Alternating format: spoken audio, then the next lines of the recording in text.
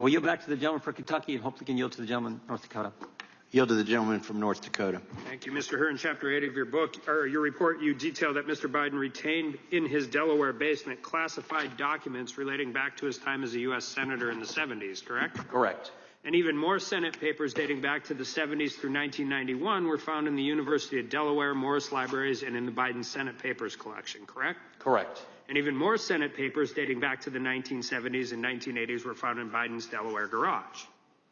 I believe yes, that's correct. And quote, Mr. Biden had nearly 50 years experience dealing with classified information, including as a member of the Senate Select Committee on Intelligence, a member and chairman of the Senate Committee on Judiciary, a member and chairman of the Senate Committee on Foreign Relations, and Vice President of the United States. And that he was deeply familiar with the measures taken to safeguard classified information and the reasons for them, correct?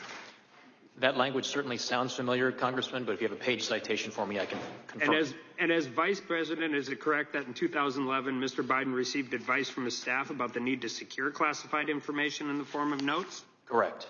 Including his first counsel, Cynthia Hogan? Correct. And he was advised in writing in 2011 by Hogan that classified notes must be obtained in secure safes and stored in secure facility. Correct. His second counsel, John McGail, also advised Biden that all of Mr. Biden's records, including his notes, would be sent to the National Archives, and Biden understood and accepted that, correct?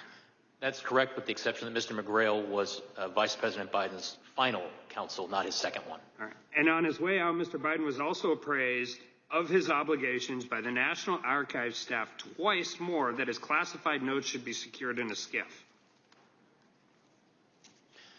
That particular fact is not immediately coming to mind, Congressman, but if you have a page citation, I can confirm it for you. Well, did Mr. Biden have 30 years experience handling this information? He received advice from at least two separate counsels, the National Archives staff. And he has demonstrated enough knowledge of the law to attack President Trump in public over the same exact issue in detail. This is where I get into this. I just have a problem with this.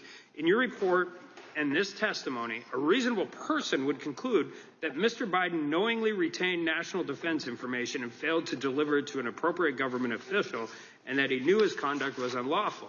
And I think that's where we end up here, and that's what the point is. Over the last 3 election cycles, there's only been 3 people who have ran for president: Hillary Clinton, Joe Biden, Donald Trump. All 3 of them have been accused of mishandling classified documents. Only one of them has been prosecuted.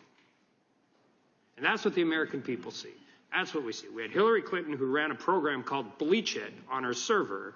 They used hammers to destroy evidence. Joe Biden has a 50-year history of misplacing classified documents in numerous different places.